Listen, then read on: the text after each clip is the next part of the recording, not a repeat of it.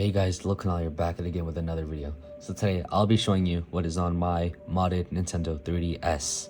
Now first off, this 3DS is completely different than probably a lot of the ones you've seen. This is a new Nintendo 3DS LL, not an XL. Now the difference is this came from Japan and this is a Japanese version 3DS. Sorry for the camera shaking, it's just a little shaky. But this is a Japanese version and as you can tell it's all white. Now a lot of the consoles I try to get, especially the handheld ones, I always try to get them in white. I was very upset when this Steam Deck only had a black option because I don't know why, but to me, whenever I have white consoles, it just doesn't show dust that much, and that's one of my main reasons why. My PC is white, my keyboard is white, a lot of my accessories are just white, and white just looks plain, simple, and modern. My Vita is also white, but my Steam Deck isn't. But back to this. With this right here, it's a white 3DS LL, and as you can see, it's basically the same thing as 3DS XL, but only different is LL and it's from Japan. As you can see, even the SKU number is just different, and that's really what it is with this one. Another thing that's different, if you have one of these region lock consoles, that you gotta unlock the regions so that you can use the games in your region. I'm from the United States, and for me, I need my games to work for that, and well, these games are United States games, which you might be asking, how did I get it region locked? And just to show you that this is actually region locked, let me go in settings to show you the version it's on, and you can see what it is. As you can see, it's 1.616.049U, and U stands for the United States. So this is a US system now. You just have to go through Luma 3DS and change your settings from there. It is a little tedious to do because it takes, to me, it took me 30 minutes to 40 minutes to do, and I might make a video soon to show you how to change the regions to go to different ones. You can go from, I'm pretty sure, Europe, Japan, and United States.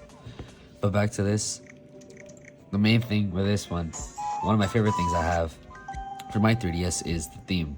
Now you notice these sound effects that are playing, the way it's laid out, and a lot of the inspiration is from the Wii. As you can see, the noise right here, those are all Wii noises, and you might be asking how you do this, and I'll make a video soon. And if you already know how to add themes to your 3DS, well, I made this theme, and this Wii theme you can find on Theme Plaza. Just search up my YouTube channel name, and it should pop up. But you could just hear the noises, like, it's really just a Wii theme, and I got this because the Wii is white, this is white. It just reminds me of the Wii and just the nostalgia. The second thing that I have on my modded 3DS is free games.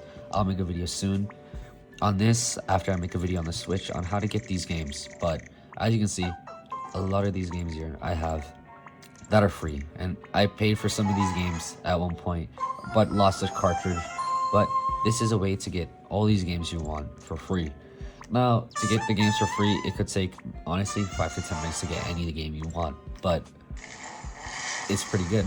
As you can see, I can just launch any game I want and it would just work like it would work normally.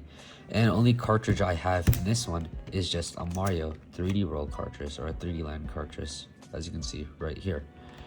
But I have the game as a cartridge and I have the game as digital, just because if I lose the cartridge, I'll still have that game and my progress will still be there. That's one of the things I love about the 3DS, is because you can just have as many games as you want.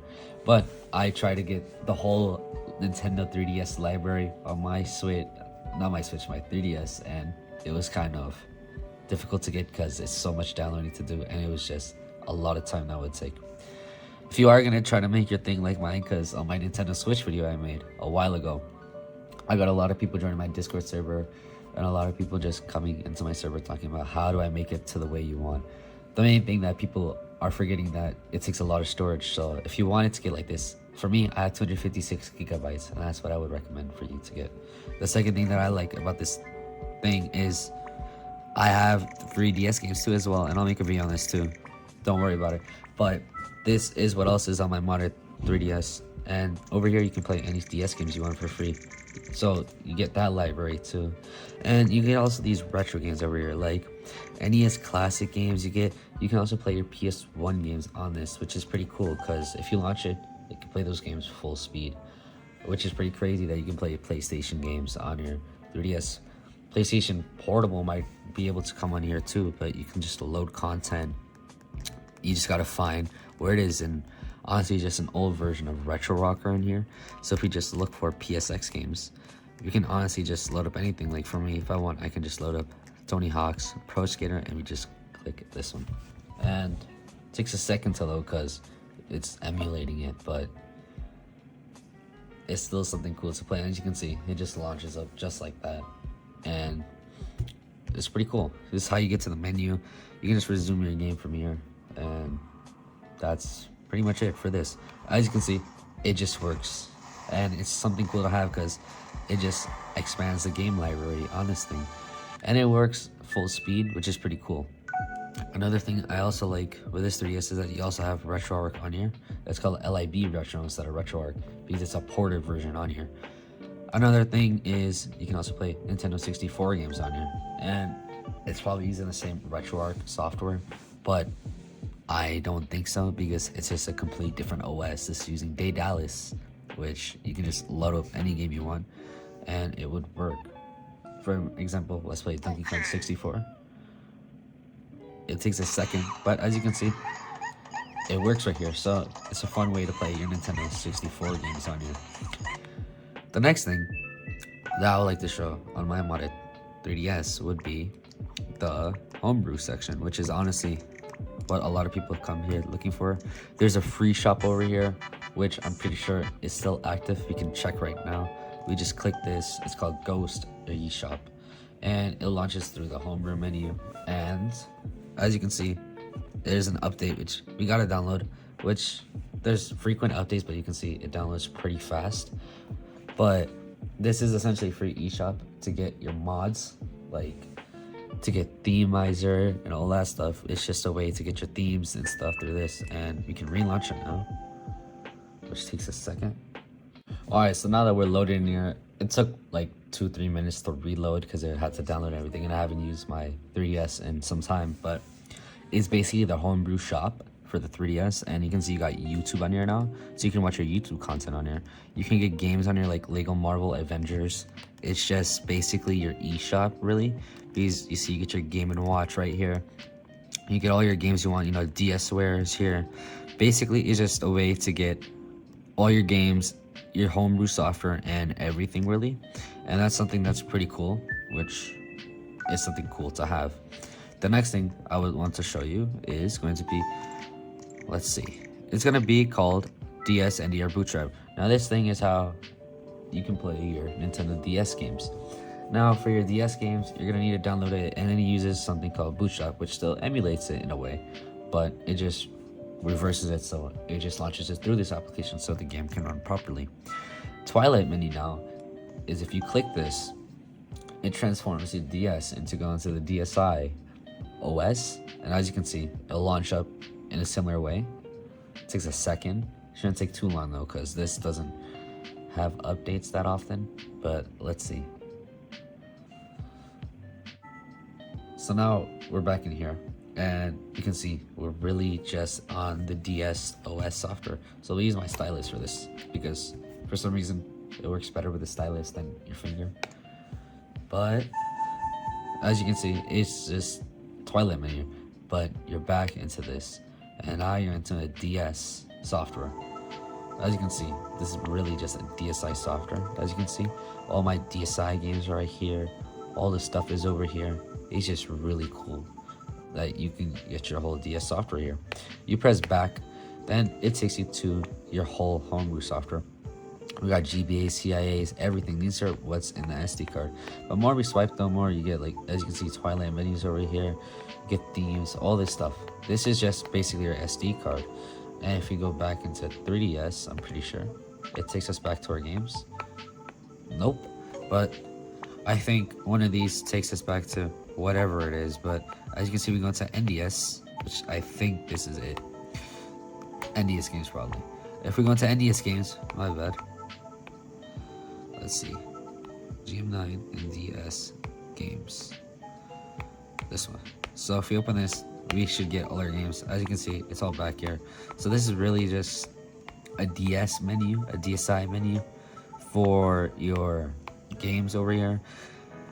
It's pretty cool to have because it just enables you to do even more. And if you just press this, it just restarts it all, which is kind of weird because sometimes it does happen to lag a bit, but it is something cool that you could do on your thing. And honestly, you can install stuff on here. For example, you can install Windows 64 on here. It's a very, very stripped down version, but there's a way to install Windows 64 on here. You can even install an iPod software on here, so you can run it like a whole scroll wheel, like an iPod would, and it will still play music even when it's shut. So to exit, you just press the home button, and that's it. And then you leave the OS like that, which is still pretty cool. Instead of like restarting it, it just takes you back to your menu that way. It might take longer than usual because it just switched off first, but as you can see, we're back here. And that's the second thing that's cool.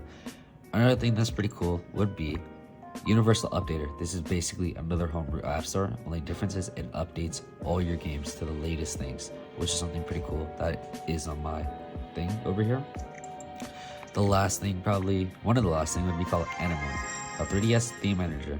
This thing is how you install themes, how you can find custom themes, anything. This is where all my themes are, and I'll show you some of the themes I have. You can just switch them off and everything. And as you can see, I have like Mac themes, Cyberpunk themes, Windows 7, all this stuff over here. And this is mine right here.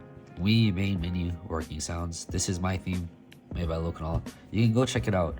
And if you want to, if you already have this installed, just press the internet. You just search up this title right here, Wii main menu working sounds. It should pop up. You can switch any theme you want. For example, if you just go into like Wii U theme, we can even use that. A lot of these are made by me. Like this one's made by me, this one's made by me, this one's made by someone else. I think I have another one here, somewhere over here, that's made by me. And that's how you just switch your themes and all that. And probably the last thing to show you would be FBI. Now FBI is how you get your free 3DS games, which is something pretty cool. So in the next video, look out for that. I'm not going to say too much because then it's going to get confusing. But this is a tool you would want to install your 3DS games. That's pretty much it for this video. But homebrew channel, I'll just open this up real quick before I completely end the video off. Let me just start this up real quick. The homebrew channel is basically regular. As you can see, this is really how it is. You get these things, CTR, no offset. This is stuff you don't want to mess with. These are just application shortcuts. So for example, if I open this up, that's it. NDS forward generator is just the app that also forwards your NDS games or your DS games to go like that. But if I just click this, it'll just take me back to FBI. But as you can see, that's it. But that's it for this video. Now, if there are things that you liked in this video and that you want to learn how to do, send me a message either on my Discord server or just write a comment and I can reply to it. I reply to almost every one of my comments in the video. I try to at least. But if I don't, then the fastest way to get help with anything would be my Discord server, and the link is in the description down below, so you could just do it. We're almost at 1,000 subscribers too, so it'd be nice if we can get there pretty soon. But that's it for the video. I hope you enjoyed.